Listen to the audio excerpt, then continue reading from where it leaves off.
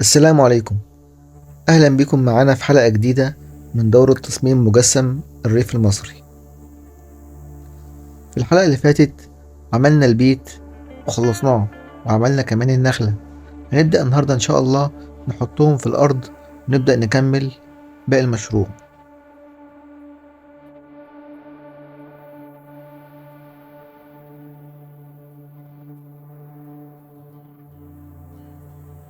وفي حلقة النهاردة إن شاء الله هنبدأ نعمل برج الحمام، وهو حاجة مهمة جدا في الريف المصري، وعلامة من العلامات المميزة في أي ريف. برج الحمام يا جماعة في منه أشكال كتير، وفي منها الأبراج اللي بتكون محطوطة على زي كده قاعدة ومرتفعة عن الأرض، وفي أبراج تانية بتكون محطوطة فوق البيت، وفي أبراج بتكون محطوطة على التربة على طول. إن شاء الله في الحلقة ديت أنا فكرت إن أنا أعمل برج الحمام اللي هو بيكون له قاعدة ومرفوع عن الأرض، بحيث إن أنا ممكن أستفيد تحت برج الحمام ونعمل فكرة تانية أو مشروع تاني أو مجسم تاني يكون تحت برج الحمام. بدأت أقطع 4 قطع خشب كلهم مقاس واحد نفس الارتفاع، وخرمت في الأرضية ثقوب، وبدأت إن أنا أجيب قطعة الخشب وأحط عليها غيرها وأبدأ أنزلها في الثقب اللي أنا عملته، وبكده هتبقى جامدة ومتماسكة جدا إن شاء الله.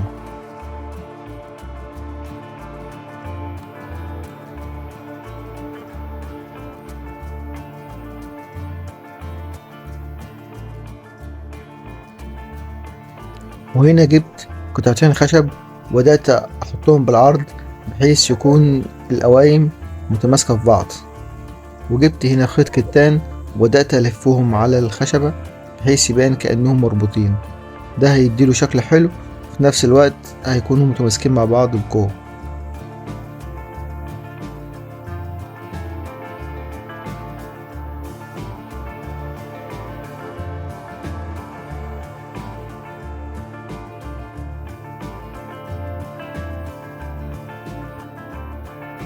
وبعد كده جبت خشب سدايب رقيق، وفي منه المتكسر وفي منه اللي أنا مكسره بنفسي بحيث يبان كأنه شكل عشوائي وشكل قديم، وبدأت ألزقه في السقف. شايفين شكله عامل ازاي؟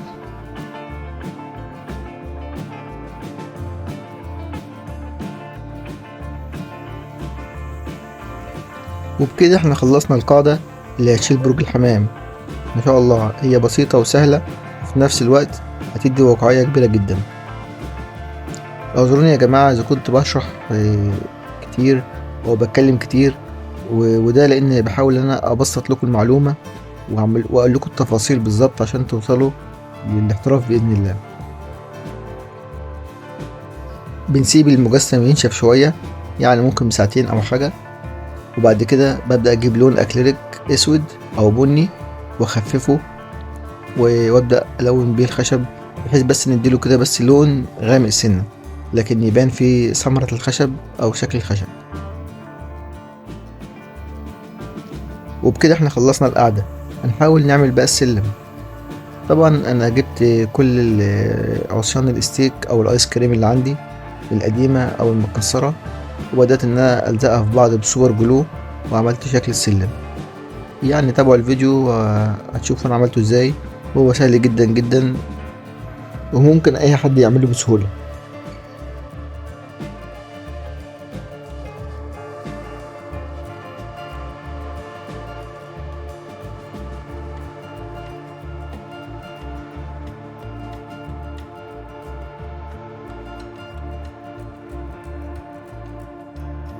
بعد ما لزقنا كل الدرج بتاع السلم هنبدأ نقص الزيادات. الناس الأبطال اللي وصلوا لحد هنا في الفيديو ياريت بقى يعملنا لايك وشير للفيديو علشان يوصل لأكبر عدد من الناس ويكون فيه أكبر استفادة.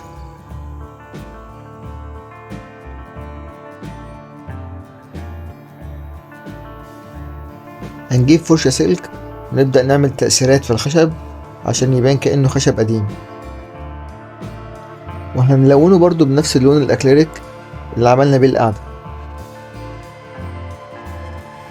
هنبدأ دلوقتي نعمل مبنى برج الحمام. هنجيب كوباية كرتون بتاعت الشاي، ونبدأ نجيب حتة قطعة فوم ونعلم كده الكوباية بحيث تعمل لنا شكل دايرة، ونبدأ نقص قطعة الفوم.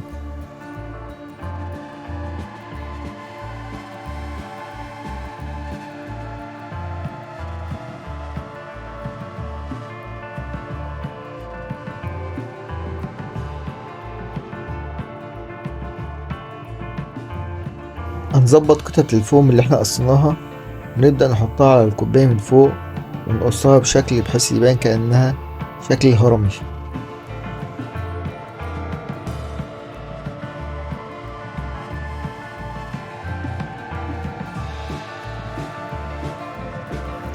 هنلزق قطعة الفوم في الكوباية بالغلاء.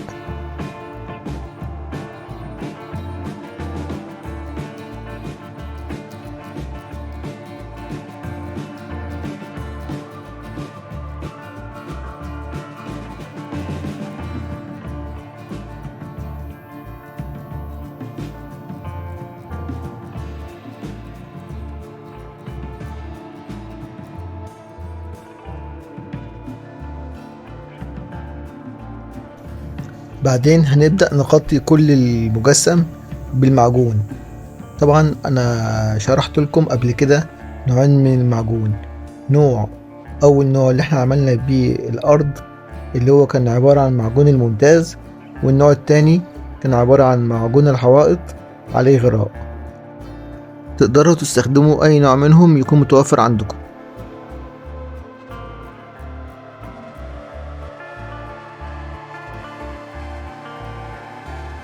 وبعد ما المعجون بينشف ده بيكون شكله. هنبدأ نرسم بقلم رصاص الأماكن اللي احنا هنفتحها، اللي هي الثقوب اللي بتكون على البرج من بره، اللي هو المفروض يعني الحمام بيخش منها جوه البرج. ممكن نجيب شنيور ونبدأ نفتحها بحرص، أو ممكن بأي آلة حادة ونفتح فيه. المهم يكون بالراحة وبحرص، لأن المجسم دوت بيكون ضعيف شوية علشان سمك الكوباية والمعجون مش كبير أوي يعني.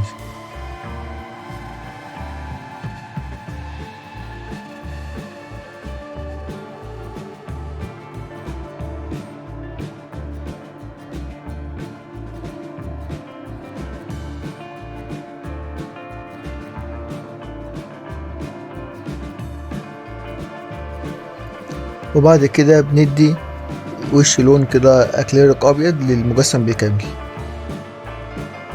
بنبدأ نجيب مسمار ونعمل فتحات بسيطة في المجسم، ونجيب خلة سنان ونبدأ نكسر منها جزء، ونبدأ نحطها في الأماكن اللي احنا هنفتحها، علشان ديت يعني الحمام لما بيكون بيطير بيقف عليها وبعدين يدخل منها للثقوب.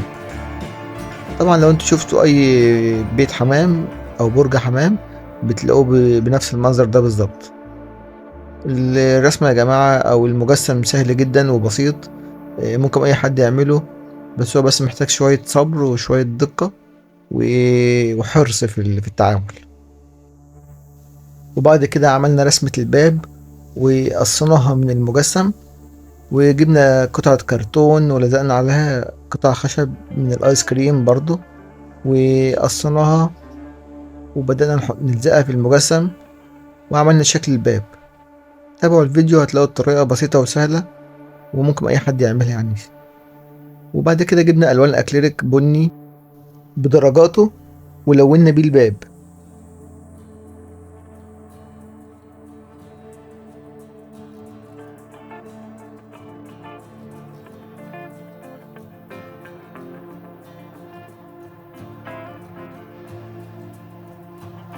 وبكده يبقى احنا خلصنا برج الحمام.